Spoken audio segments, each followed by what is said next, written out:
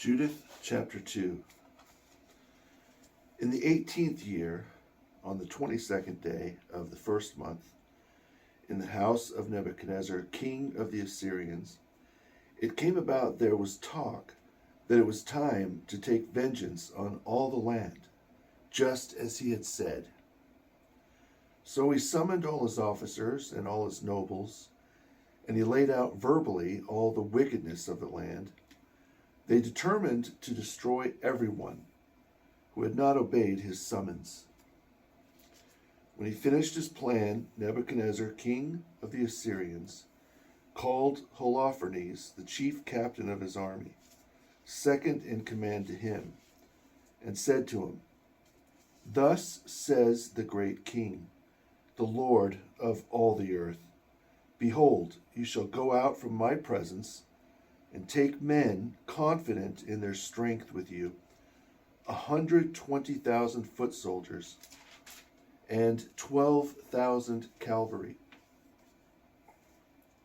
March against all the land of the west, because they disobeyed my commands.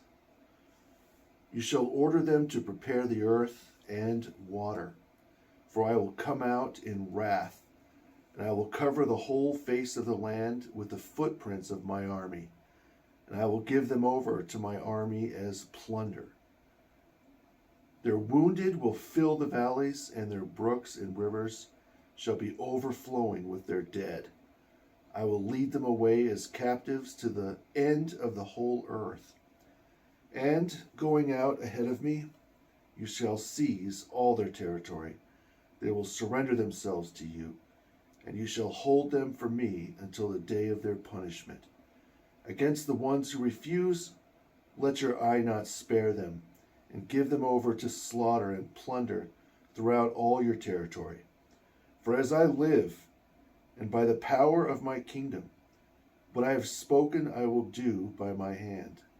Take heed and do not transgress any of the orders of your Lord, but carry them out fully, just as I have commanded you, and do it without any delay." So Holofernes went out from the presence of his Lord and called all the generals, captains, and officers of the Assyrian army. And as his Lord had commanded him to do, he mobilized 120,000 select men for the battle, together with 12,000 archers on horseback.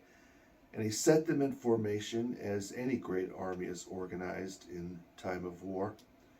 He brought a great number of camels, donkeys, and mules to transport their baggage, innumerable sheep, goats, and oxen for their food supply, ample provisions for every man, and a great quantity of gold and silver from the king's palace.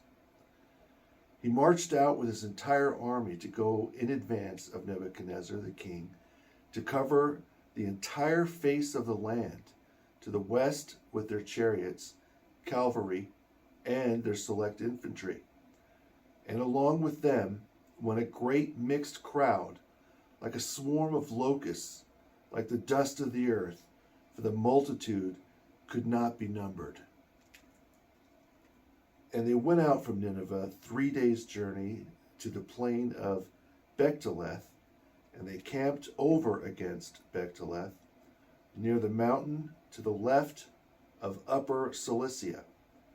Then he took his entire army, his infantry, the cavalry, and his chariots, and went from there into the hill country. He ravaged Put and Lud, and he plundered all the Rasacites and the Ishmaelites along the desert towards the south of the Chaldeans.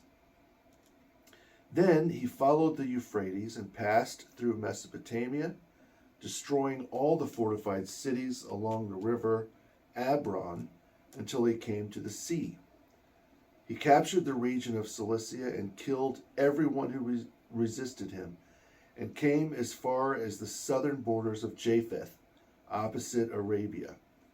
He encircled all the Midianites and torched their tents and plundered their sheepfolds. Next, he marched down into the plain of Damascus at the time of the wheat harvest and burned all their fields, destroying their flocks and herds.